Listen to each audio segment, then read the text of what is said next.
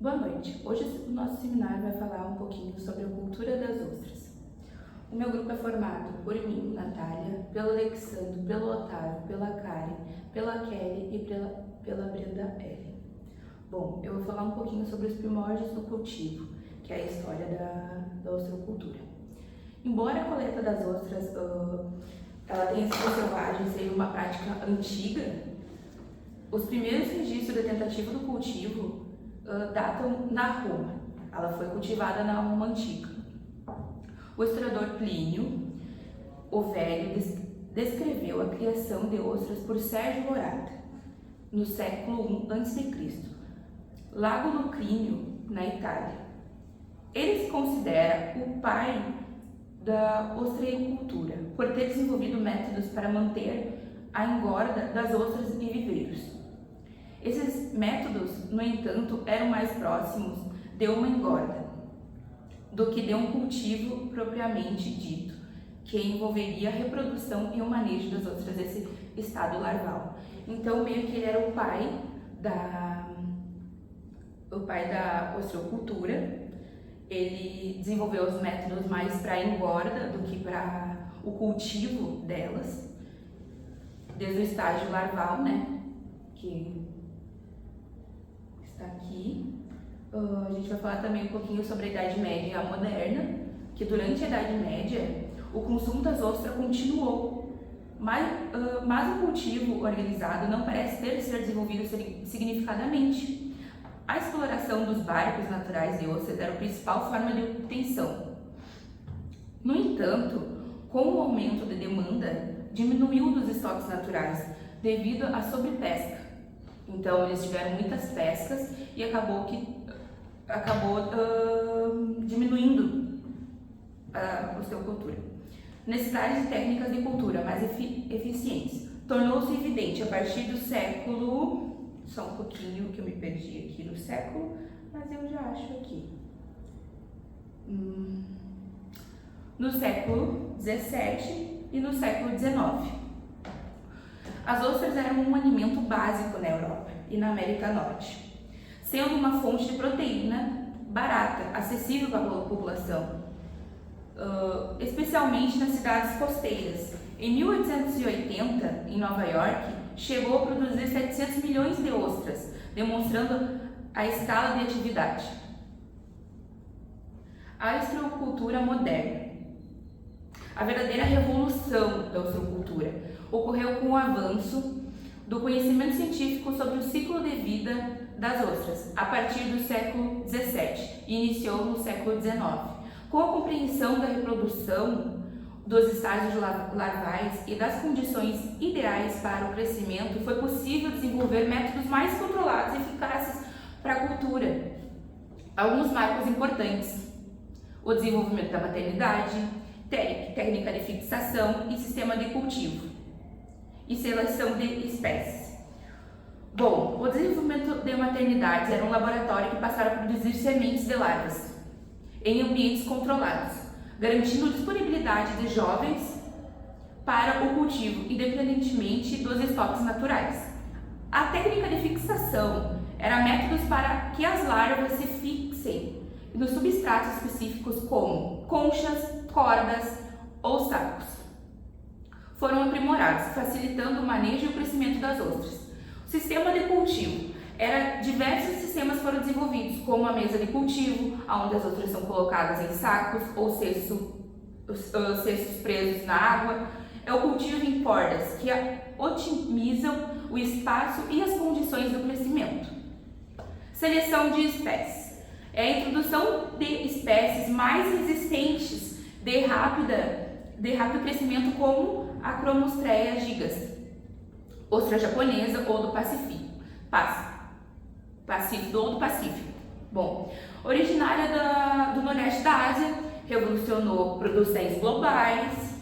Essa espécie, por exemplo, foi introduzida no Brasil na década de 1970, tornando-se a base de produção em Santa Catarina, o maior produtor nacional.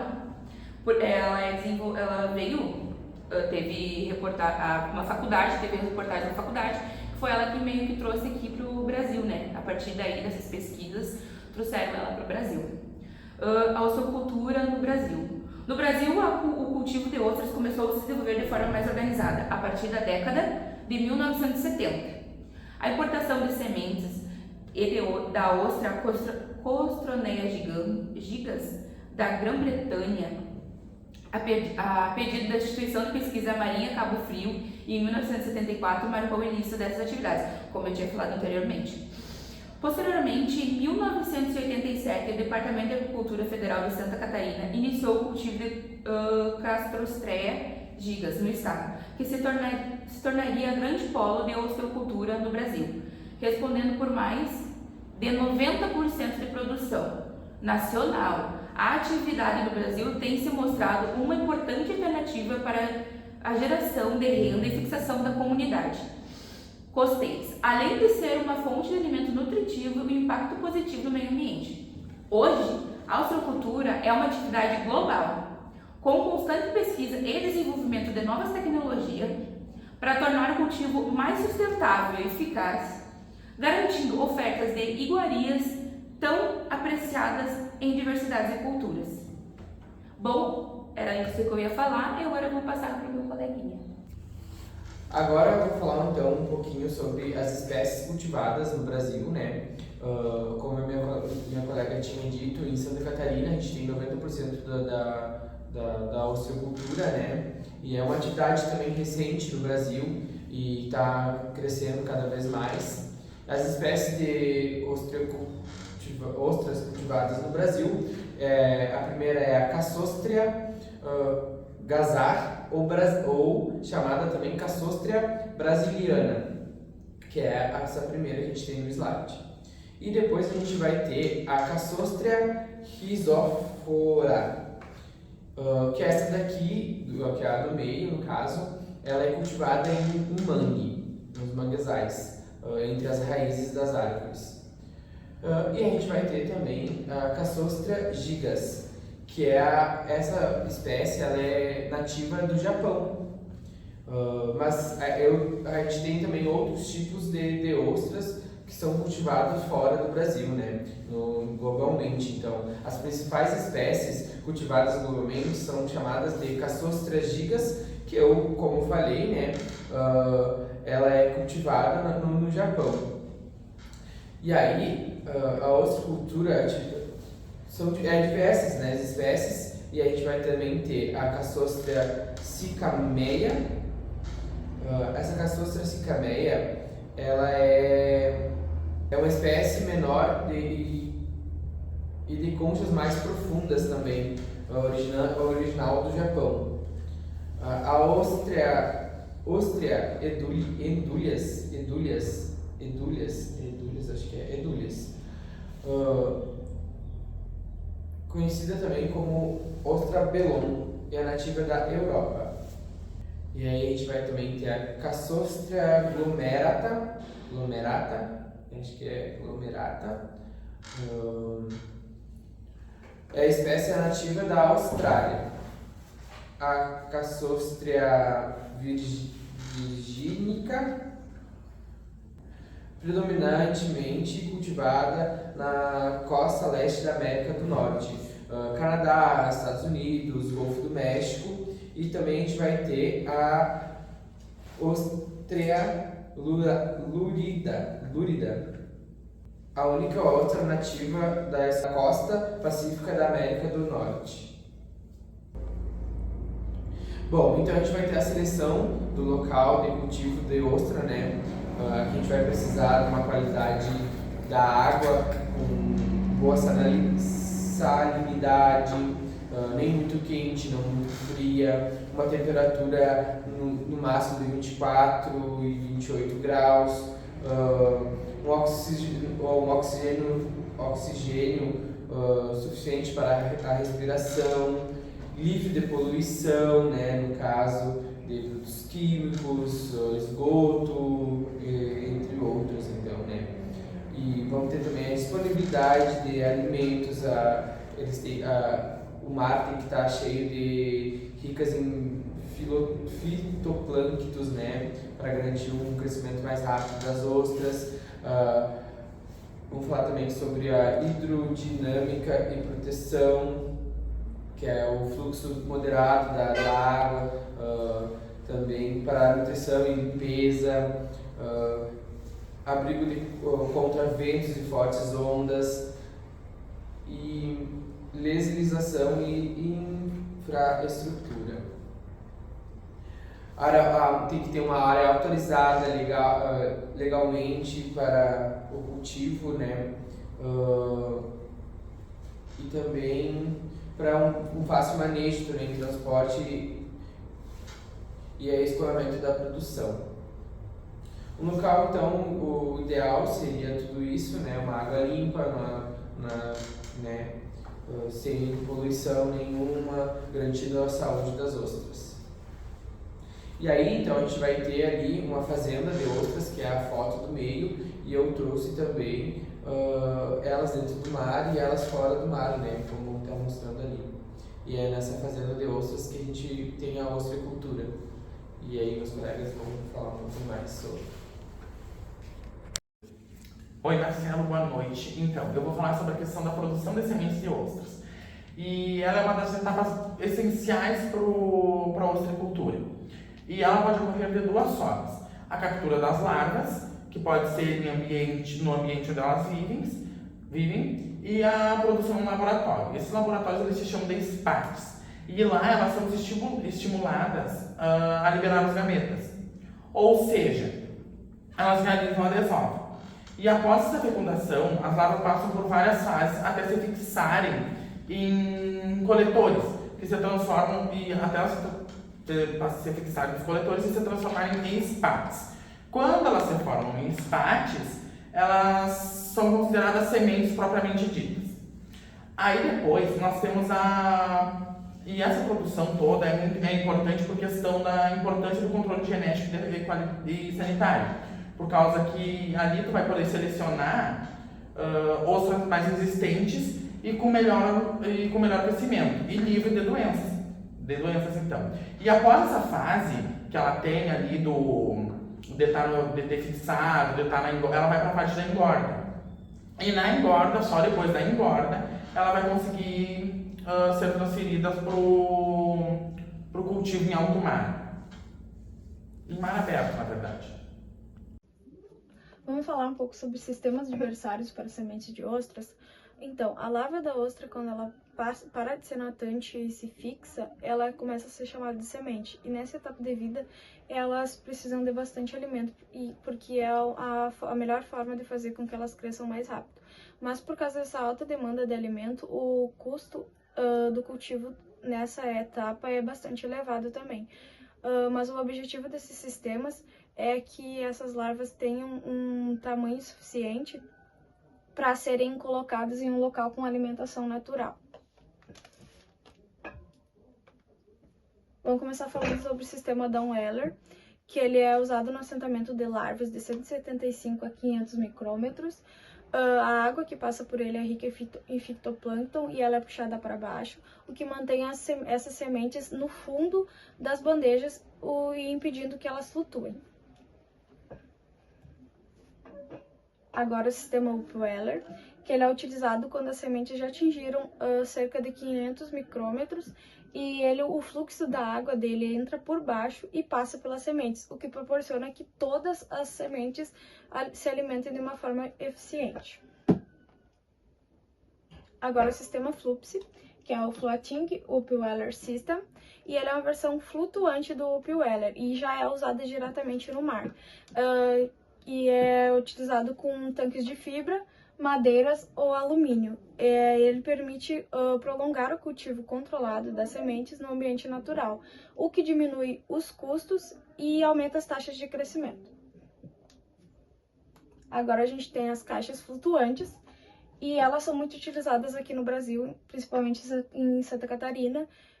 E elas são feitas com madeira e malha de diferentes tamanhos. Um dos problemas é que ela requer bastante limpeza e frequentemente para que evite um entupimento por essas algas. Agora a gente tem os cilindros flutuantes, que eles são confeccionados com fibra de vidro ou galões reutilizados. eles apresentam um crescimento mais rápido e menos manutenção em comparação com as caixas que eu falei anteriormente. E eles exigem um manejo com cuidado também, principalmente devido ao pequeno tamanho das sementes.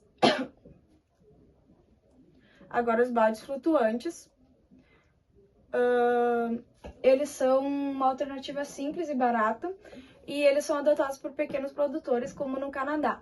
São feitos com baldes de 20 litros, que tem o fundo cortado e a tela é substituída.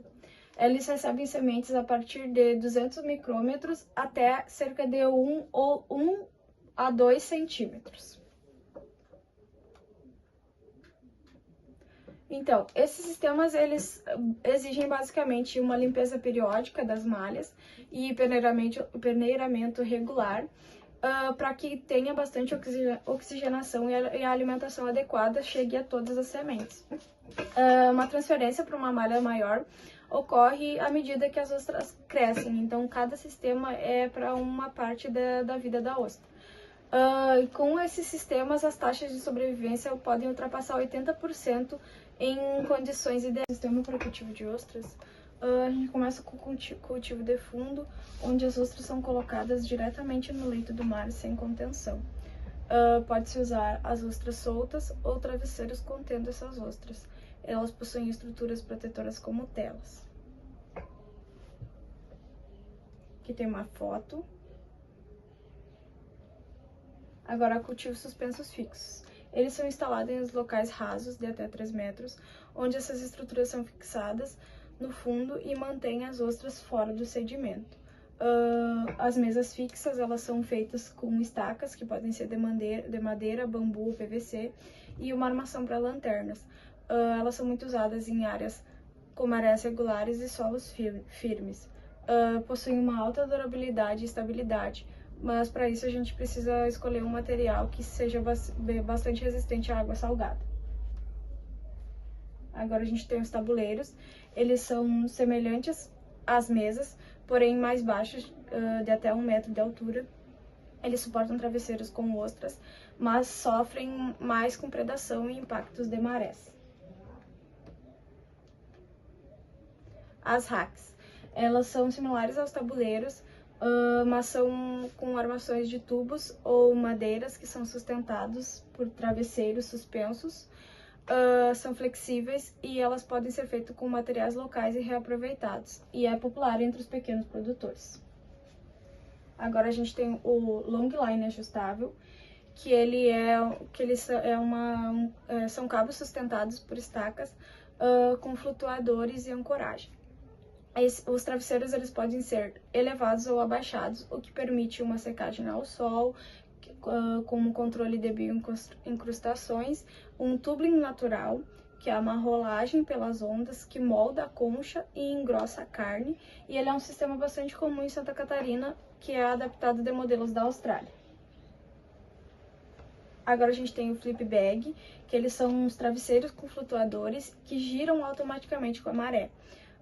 Ele proporciona limpeza automática, com a rolagem e exposição intermitente ao ar, mas ele precisa de uma maior necessidade de manejo com uma boa qualidade, e ele possui uma boa qualidade final da ostra. Agora a gente tem cultivos suspensos flutuantes, começando pela balsa, né? Que são plataformas grandes de madeira ou plástico com lanternas penduradas abaixo. Elas possuem uma alta produtividade e exigem embarcações e mão de obra especializada. É utilizada amplamente em países com grande produção de escala, como no Canadá. Aqui tem mais uma foto. Agora, o long line. Eles são um sistema com linhas horizontais de cabos flutuando. Eles são sustentados por boias e tem alguns petrechos suspensos como lanternas, cestos ou travesseiros. Eles são mais comuns aqui no Brasil, especialmente em Santa Catarina, e ele permite o uso de tratores aquáticos em embarcações para manejo e colheita, como é que a gente pode ver que tem um barco aqui no meio do sistema. Aqui tem mais uma imagem. Agora, o sistema de cluster. Ele é uma técnica de cultivo de aglomerados naturais de ostras em cordas ou galhos, e ele é comum em cultivos extensivos e menos comerciais, porque ele não permite uma seleção ou padronização das ostras. Aqui tem mais uma imagem. Agora os travesseiros flutuantes. Eles são de saco plástico, com uma estrutura interna, ideal para berçário e engorda, e ela é adaptável a diferentes fases do cultivo. Permite uma melhor oxigenação e a alimentação eficaz para todas as sementes de ostras, né? E ele tem um baixo custo, porém exige um manejo para limpeza e a classificação dessas ostras. Então eu vou falar sobre o manejo no cultivo das ostras. Eu vou começar falando sobre o formato ideal das ostras. As características da casca são muito importantes na qualidade para a comercialização, né? Em relação ao formato das ostras, das conchas no caso, existe um consenso entre os produtores e o mercado sobre as características que definem uma boa concha, uma boa ostra. As conchas devem ser limpas, sem vestígios de sedimentos, perfurações, incrustações externas ou bolhas internas. E além disso, dentro do gênero Crassostrea, uma ostra desejável deve ser grossa, profunda e larga, com uma forma ideal semelhante a uma lágrima. As ostras cultivadas em densidade elevada e sem manejo adequado tendem a desenvolver uma concha mais longa, estreita e rasa, com um formato chamado pelos maricultores de banana, e são consideradas um produto inferior. Nas imagens que vão aparecer aqui nos slides, eu coloquei duas imagens. A imagem A é a ostra que tá boa, e a imagem B é a ostra que parece uma banana, entre aspas, que eu não achei que ela parece uma banana.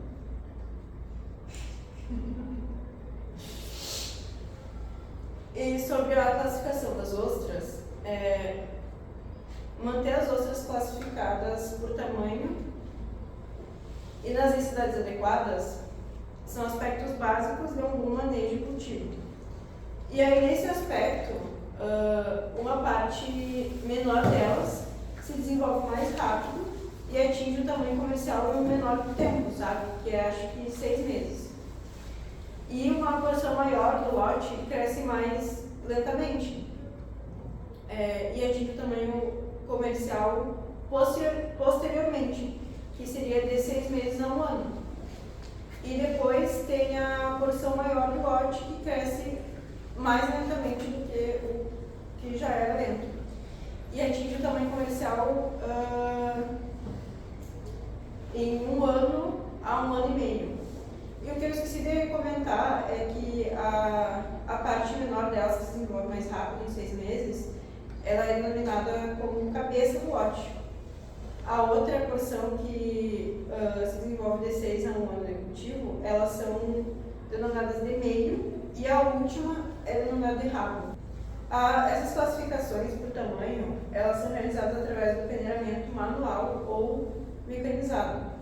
O peneiramento manual deve ser realizado com as ostras dentro da água, e no slide eu trouxe a imagem do peneiramento na água, e do lado, a imagem A, né, e do lado, na imagem B, na máquina.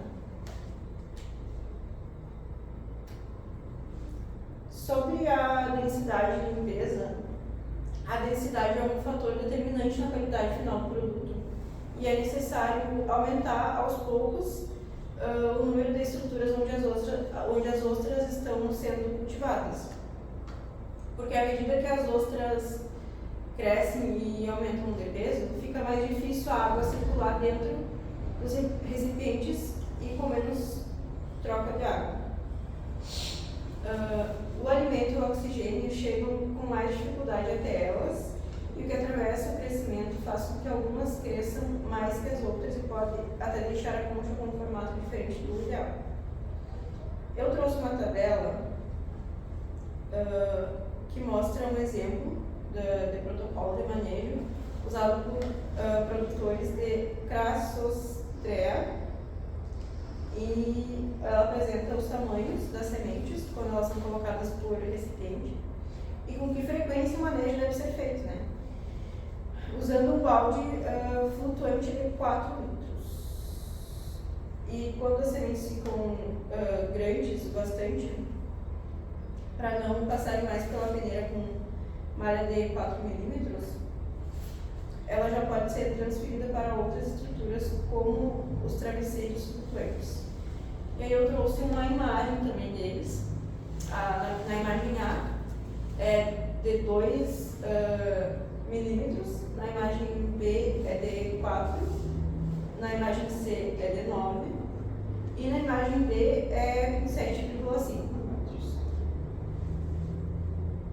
Além dessa classificação e do ajuste da densidade, uma prática de manejo comum em vários países consiste na quebra da borda do crescimento da concha para deixar a ostra côncava e larga, aumentando assim o conteúdo da carne. Esse processo é chamado de tumbling, que no caso consiste em fazer com que as ostras rolem de um lado para o outro. Eu trouxe uma imagem de um sistema de cultivo que promove esse tumbling, e eu trouxe uma imagem também das ostras com mais carne por causa desse processo.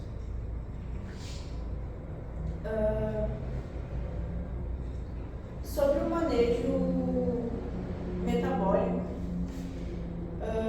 em alguns sistemas de cultivo, como longline ajustável, o produtor consegue controlar se as ostras ficam na água ou fora dela por um tempo. Ele pode escolher deixar os petrechos sempre submersos, o que ajuda no crescimento da concha, ou deixar as ostras expostas ao ar todos os dias, o que faz com que eles aumentem mais a carne. Quando elas ficam algumas horas fora da água, tipo 2 a 4 horas, as ostras possam gastar mais energia para desenvolver a parte comestível, e não tanto a concha. Por isso, as ostras que são expostas ao ar todos os dias costumam ter mais carne do que aquelas que ficam sempre na água ou que só ficam fora da água de vez em quando. Dependendo da época do ano e das especificidades do local, o produtor terá que lidar com parasitas, especialmente se o cultivo estiver instalado em águas relativamente rasas e se o tempo de permanência das ostras no cultivo for para atingir o tamanho comercial for longo. Para o controle de alguns parasitas, podem ser adotadas práticas profiláticas, chamadas pelos maricultores de castigos, que auxiliam na redução desses organismos nas conchas das ostras. As práticas profiláticas podem ser através da imersão das ostras em soluções como água hipersalina, que é água com sal, eu acho, água doce, vinagre, banho de calor, 60 graus, exposição ao sol, limpeza com água pressurizada, raspagem das conchas e entre outras técnicas.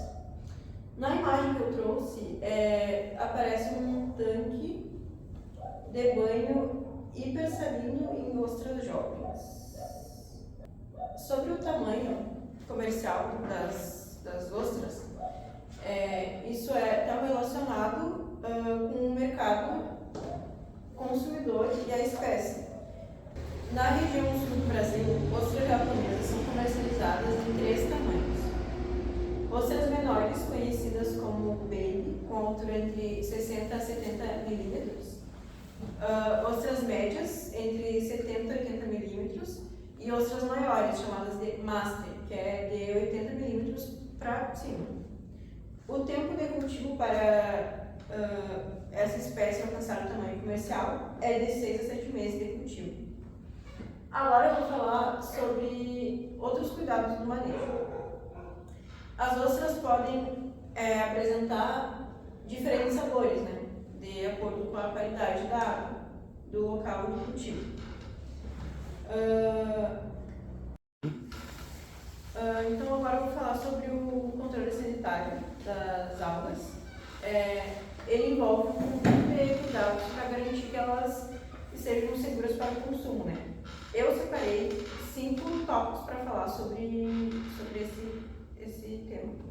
O primeiro é o monitoramento da água, porque a qualidade da água onde as ostras são cultivadas, ela é monitorada com frequência. Isso serve para verificar se há contaminação por esgoto ou por bactérias.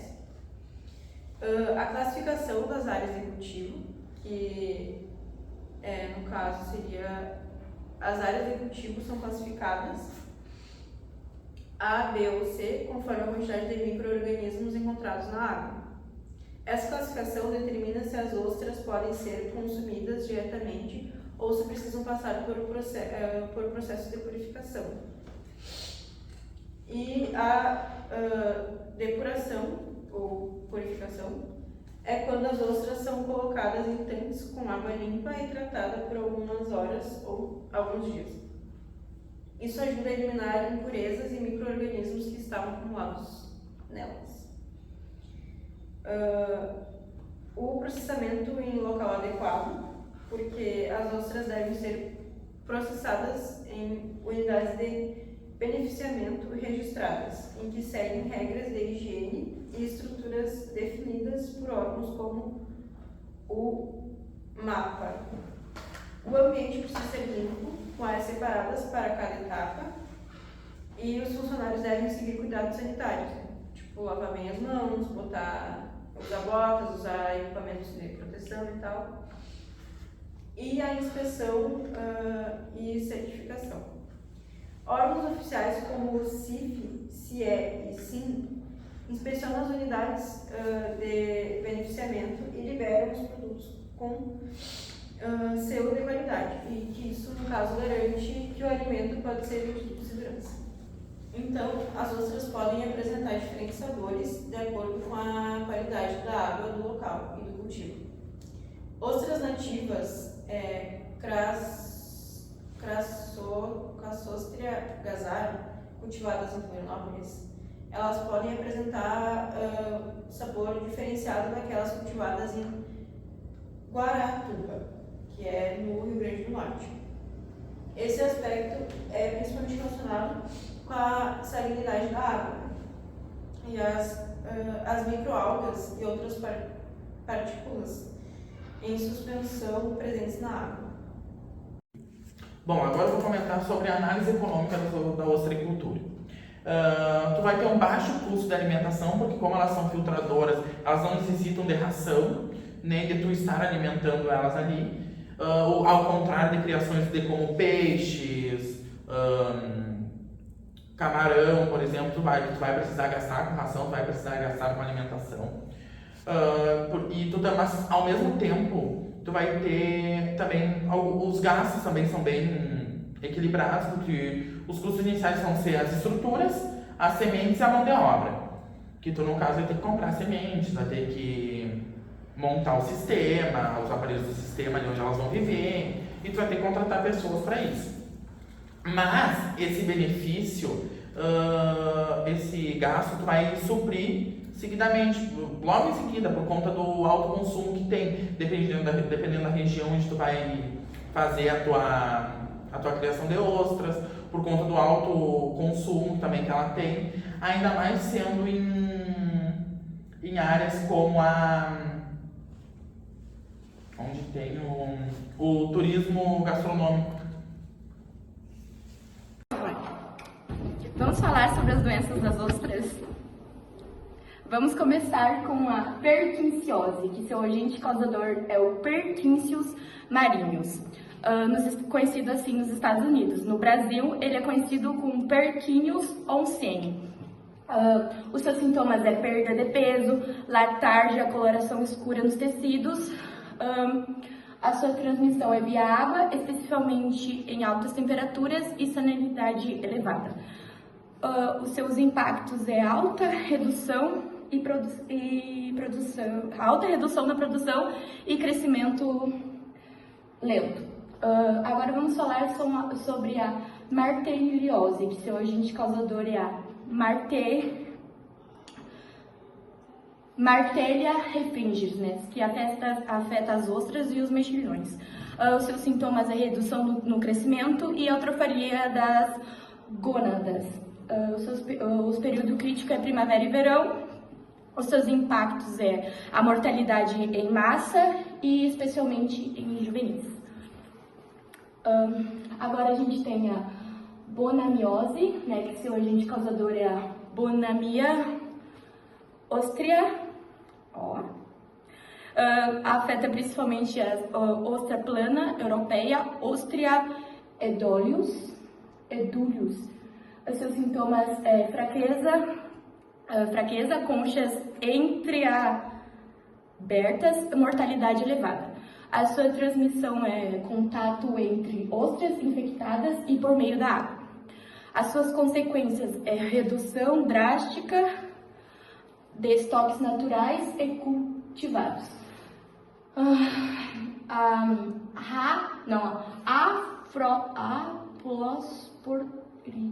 Aplosporidiose. Agente causador Aplosporidium nelsoni, também chamado de MSX. Os seus sintomas são alterações histológicas graves nos tecidos, alta letabilidade, né, que são especialmente na Crasostrea virginica, que as regiões afetadas é os Estados Unidos e principalmente na costa leste. O seu controle é quarentena e manejo sanitário rigoroso. Agora a gente tem infecções bacterianas, né, que são os principais agentes são Fibrio vulnivicus, Fibrio parahaemolíticos, né, que nomes difíceis. Riscos para os humanos: causam gastroenterite ou septicemia ao consumir ostras cruas contaminadas. Afetam também ostras, podem provocar mortalidade, sobretudo em condições de estresse ambiental. Também temos doença do vírus da herpes de moluscos, o SHIV1, que afeta larvas juvenis de gastrotródicas. Seus sintomas são alta mortalidade súbita, morte súbita, né? Morre e é isso, já era. A sua transmissão é via água e manipulação em cultivos.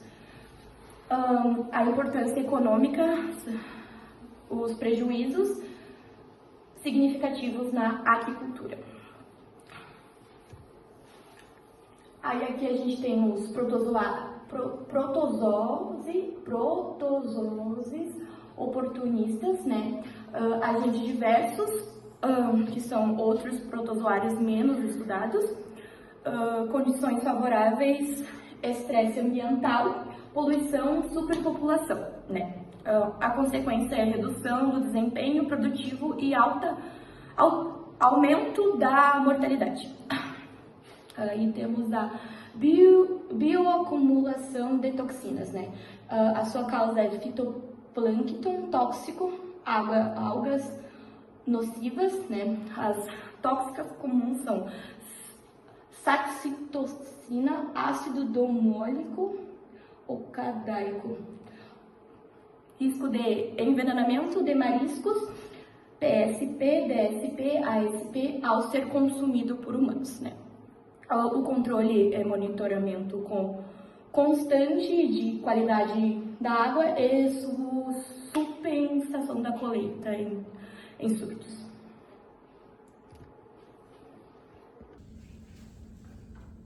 Tem também a questão dos serviços ecossistêmicos da ostricultura. Um exemplo é a questão da filtração. Como elas são filtradoras, elas acabam filtrando a água. Uma única ostra, ela consegue filtrar 200 litros de água por dia. E ali naqueles 200 litros de água, ela acaba removendo excesso de nutrientes e partículas em suspensão. E isso ajuda a melhorar a qualidade da água, de onde elas vivem, no caso, né? Sendo ou vida livre ou onde elas são criadas. Outro ponto importante é que elas contribuem para a fixação de carbono em suas conchas, ajudando a combater as mudanças climáticas. Além disso, as estruturas de cultivo criam verdadeiros recifes e abrigam vários pequenos peixes e alguns outros organismos. Ou seja, ela acaba contribuindo para a biodiversidade marinha. E por isso que, quando bem manejado, a ostrecultura pode ser uma atividade aliada à conservação ambiental. Vamos falar sobre a gastronomia das ostras? Bom, vamos começar com o mais comum, que seria as ostras ao natural, que seriam as ostras cruas, né, que elas são servidas cruas, né, que a gente parte a ostra, a gente pode comer com espremendo limão ou com vinagre de xalota ou com molho Big Note, né. Ela é consumida aqui no Brasil dessa forma também, na França, nos Estados Unidos, no Japão e na Austrália. Aí aqui a gente tem uns pratos mais apetitosos, né, digeríveis, que seriam as ostras gratinadas, que seriam ostras cobertas com queijo, manteiga ou farofa temperada levadas ao forno. Que elas são comuns aqui no Brasil também, ela é consumida principalmente em Santa Catarina. Temos as oysters Rockefeller, que são ostras assadas com molho amanteigado de espinafres e ervas, cobertas com farinha de rosca. Elas são consumidas nos Estados Unidos, em Nova Orleans. Aqui nós também temos a ostra frita, fried oysters, né, que são ostras empanadas e fritas no óleo quente. Elas são muito populares nos Estados Unidos e no Japão, kakifurai. Aí também a gente tem um outro prato de origem japonesa, que seria o tempurá de ostras, que são ostras empanadas no estilo japonês e fritas.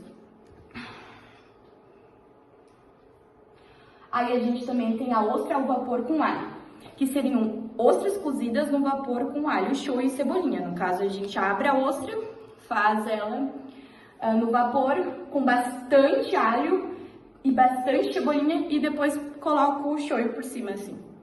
Ela é muito servida na culinária chinesa. Aí a gente tem shoyu de ostra ou oyster stew, que é um ensopado cremoso com ostra, leite ou creme e temperos. Ele parece tipo um estrogonofe de ostras. Ele é tradicional nos Estados Unidos e no Canadá. Aí aqui a gente tem um molho, né, que é um molho de ostras, o oyster sauce, que é um molho escuro, espesso, feito com o extrato de ostra, muito usado em pratos chineses. Ele é base para muitos refogados na Ásia. Ele é tipo uma calda, tipo um ketchup, né? Aí a gente tem a ostra defumada, que são ostras defumadas e normalmente conservadas em óleo ou molhos, servidos como aperitivo. Eu vi que essas ostras aqui também tem tipo enlatadas, como se fosse uma sardinha. Eu não coloquei em imagem, mas ela tem também como se fosse uma sardinha, só que uma ostra enlatada, né? Porque ela é defumada. Ela é popular em diversas regiões como aperitivo gourmet. Aí aqui eu coloquei sobre a gastronomia brasileira com ostras, né? Como eu falei no início, a gente tem a ostra in natura, que é com limão ou vinagre, que é comer ela natural, sem preparo algum, é só partir no meio, colocar o limão ou o vinagre, né? Ela é muito comum em feiras e bares no litoral. Ela é bastante comum lá pra cima, tipo, na Bahia, come bastante. Lá no Rio de Janeiro também come bastante, pelo que eu vi na pesquisa. Aí a gente também tem ostras gratinadas, que também é comum, como tem lá em Santa Catarina. Aqui a gente tem bastante com queijo coalho, que é uma variação regional brasileira, né? que é aquele queijo caseiro. Aí a gente também tem a moqueca de ostra, que é a ostra com base em moquecas, especialmente em Espírito Santo e Bahia, e ostras na brasa, que aqui a gente come o churrasco. Então, aqui no Rio Grande do Sul, lá eles comem churrasco de ostra com manteiga e ervas. Aí nessa outra imagem aqui, seria a moqueca das ostras. E lá seria o churrasco de ostras.